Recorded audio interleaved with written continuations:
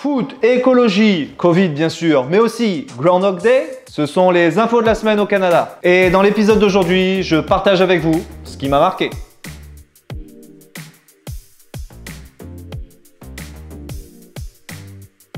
La bonne nouvelle du week-end au Canada, c'est ça. L'équipe nationale de football qui a battu les États-Unis 2-0 pour se rapprocher un peu plus d'une qualification pour le Mondial 2022 au Qatar. Et ça, c'est une petite révolution puisque 1. Ça fait déjà 40 ans qu'on n'a pas vu une équipe canadienne dans cette compétition-là. Et 2. On a battu les États-Unis. Notre victime préférée, toute compétition confondue, ça va de soi. Waouh! Et que cette information fasse son chemin dans la presse nationale, eh ben, c'est presque inédit ma foi.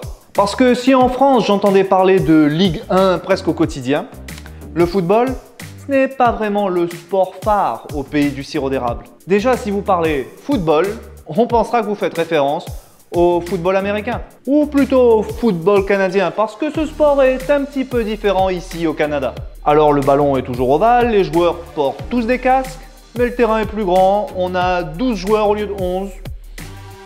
Il doit y avoir autre chose, mais ça ne me vient pas en tête là. Football en Europe égale soccer au Canada. Et dans la liste des sports les plus populaires du pays, notre foot se classe très loin ma foi. En premier ici, vous retrouverez bien évidemment le hockey sur glace. C'est presque une religion dans l'examen pour obtenir notre nationalité canadienne. Eh bien, nous avions des questions sur ce sport-là. En deuxième, c'est le lacrosse. Ou la lacrosse? Enfin, ce truc-là. Assez étrange, plutôt violent à regarder parfois pour moi. Et le troisième, c'est le fameux football canadien dont nous avons déjà parlé. Celui-là. Enfin voilà, quand vous viendrez ici, de nombreuses références changent, y compris celles dans le domaine sportif. Quand on arrive ici, je pense que ça, c'est toujours quelque chose de bon à savoir. Alors, si le Canada se qualifie pour le mondial et fait un bon parcours, qui sait, peut-être que ça changera. Allez, on verra. J'ai vu une nouvelle qui m'a un peu surpris aujourd'hui. La ville de Regina, capitale de la Saskatchewan, au cas où vous vous posez la question, bannit à partir d'aujourd'hui les sacs en plastique. Ah oui, ça date bien d'aujourd'hui. Il faut savoir qu'ici, eh bien oui, en caisse au supermarché, on a encore les infâmes sacs en plastique. Et pour ceux d'entre vous qui arrivent de France, eh bien oui, dans ce domaine, vous aurez clairement l'impression de revenir en arrière, c'est sûr. Parce que chez nous, si je ne me trompe pas, les sacs en plastique, c'est officiellement depuis 2016 qu'ils sont portés disparus. Même au marché forain, il n'y en a plus. Certaines grandes enseignes les avaient même retirés avant ça, si je ne m'abuse. Bon, comme vous le verrez très rapidement quand vous ferez vos courses, ce n'est pas le cas ici. En matière d'écologie, le Canada n'est visiblement pas très progressiste. Ce qui contraste assez avec cette image de la nature et des grands espaces qu'on a tous en tête quand on pense à ce pays. J'ai trouvé un classement des pays les plus verts. Le Canada se classe 20e, dans un classement clairement largement dominé par les pays européens ici. La France est 5e du classement. Pour le Canada arrive quand même devant les États-Unis. Là encore un domaine où nous les avons battus. Il faut dire que la santé économique du pays est très étroitement liée à la production de gaz de schiste en Alberta. Une industrie qui n'est clairement pas très green. La bonne nouvelle ici, c'est que le Canada fait des efforts pour rattraper son retard.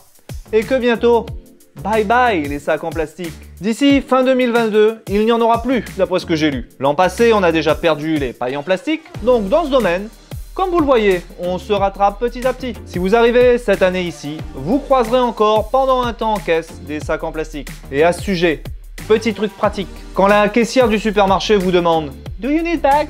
je vous encourage par défaut à lui répondre non là-dessus. Ce sera 1. Plus écologique et 2. Quand même pour vous, plus économique. Parce que nous avons encore des sacs en plastique, mais ils ne sont pas gratuits. C'est généralement 5 cents le sac ici. Vous voilà prévenu. Parce que la caissière ne vous mentionnera jamais à ma connaissance que vous devrez payer pour ceci. Pour eux, c'est sans doute implicite. Après tout, tout se paye ici. Bon, pour ma part, j'utilise depuis 10 ans mes gros sacs Carrefour réutilisables que j'ai ramenés de France avec moi. Et vu qu'ils sont encore utiles aujourd'hui, j'en suis ravi. Voilà quelque chose que je vous conseille donc de ramener avec vous lors de votre venue ici. Ils vous seront clairement utiles. Nous sommes le 2 février. Et le 2 février au Canada, c'est Groundhog Day. Le jour de la marmotte en français. Oui, si vous pensiez qu'il s'agissait juste de ce film culte de 1993 mettant à l'affiche Andy McDowell et Bill Murray, eh bien, vous vous trompiez. C'est une tradition visiblement bien ancrée, puisqu'on en parle aujourd'hui sur toutes les chaînes télé. Elle n'est pas spécifique au Canada, c'est un truc nord-américain en vrai. La tradition prend sa source en Pennsylvanie aux États-Unis et a été héritée des premiers colons hollandais. Et voici les règles du jeu. On observe ce que fait la marmotte le 2 février lorsqu'elle sort de son terrier. Si elle voit son ombre, elle retourne se coucher. Traduction, l'hiver sera long et froid. Vous en avez encore pour 6 semaines à tirer. Si elle ne voit pas son ombre, eh bien elle reste dehors. Ce qui veut dire que le printemps devrait bientôt arriver. Qu'on espère clairement tous à ce moment de l'année. Et ce ne sont pas n'importe quelles marmottes qui font ces prédictions. Non, non, non, ce sont de vraies célébrités. Au Québec, c'est vers Fred la marmotte qu'il faudra se tourner. En Ontario, on demandera à Weirton Willie. En Nouvelle-Écosse, à Shubenacadie Sam. Chaque province a sa marmotte officielle, on dirait. Et elles ont même des profils sur les réseaux sociaux. Regardez.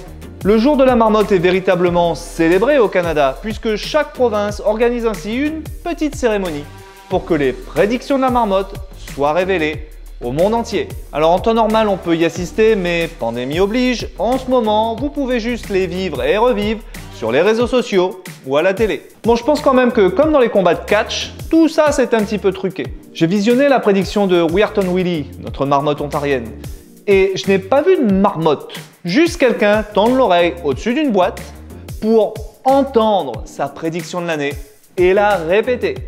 Ouais. Quand même, c'est un élément de folklore plutôt amusant et léger que petits et grands devraient adorer. Mon but dans la vie maintenant, c'est d'au moins une fois y assister pour que je puisse vous raconter à quoi ça ressemble en vrai. Au passage, nos marmottes ne sont pas toutes d'accord cette année. Celle de l'Ontario prédit un retour précoce du printemps, alors que celle du Québec et de la Nouvelle-Écosse prévoit plutôt un hiver allongé. On se doute bien que ce n'est pas très scientifique tout ça, pas vrai? N'empêche, c'est l'info légère de la journée. Et nous avons une tempête de neige au moment où j'enregistre cette vidéo, donc je dois bien l'avouer. J'espère bien que notre Weirton Willie ne s'est effectivement pas trompé.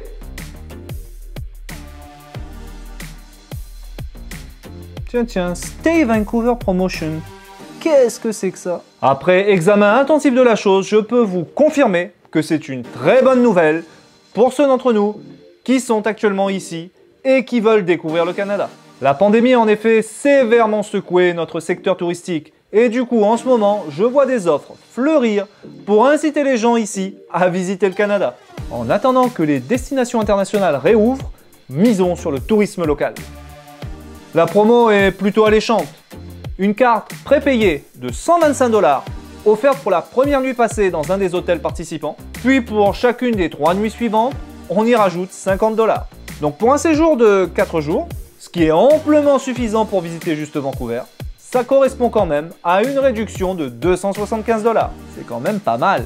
Surtout qu'à ce que j'ai lu, vous pouvez choisir ou d'encaisser cette somme sous forme de carte cadeau, ou de déduire le montant directement de la facture de votre séjour. Moi, je prendrais sans doute les cartes cadeaux. Ça me permettrait de maximiser les points fidélité que je gagne. Mais si vous voulez réduire d'entrée votre facture, eh bien, vous pouvez le faire très simplement à ce que je vois. Si vous venez vivre ici au Canada, que ce soit sur un PVT ou un permis de travail, vous aurez envie de voir toutes les merveilles du pays. Je ne saurais que trop vous le conseiller, ma foi. Et dans cette catégorie, Vancouver reste une destination de choix. Pour moi, c'est clairement une des plus belles villes du Canada.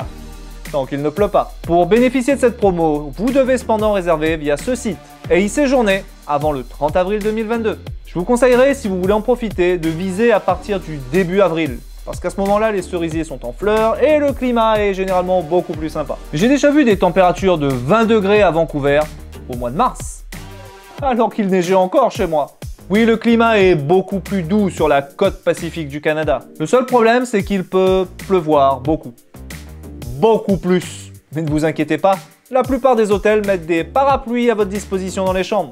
C'était le cas dans ceux où je suis resté en tout cas. Si vous avez envie de faire une petite escapade et voir la Colombie-Britannique et Vancouver, la promotion est là. Rendez-vous sur leur site et ne vous en privez pas. On avait déjà la Ontario Staycation Tax Credit dont je vous ai parlé dans un précédent épisode.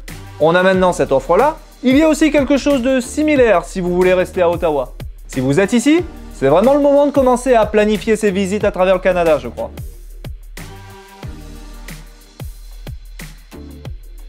Ça y est, Ça a commencé. Depuis le début de la semaine, les restrictions qui avaient été mises en place suite à la crise Omicron commencent petit à petit à être levées. Ici en Ontario, les restaurants, les gyms, les cinémas, bref, tout ce qui avait été fermé en fait, ont désormais réouvert.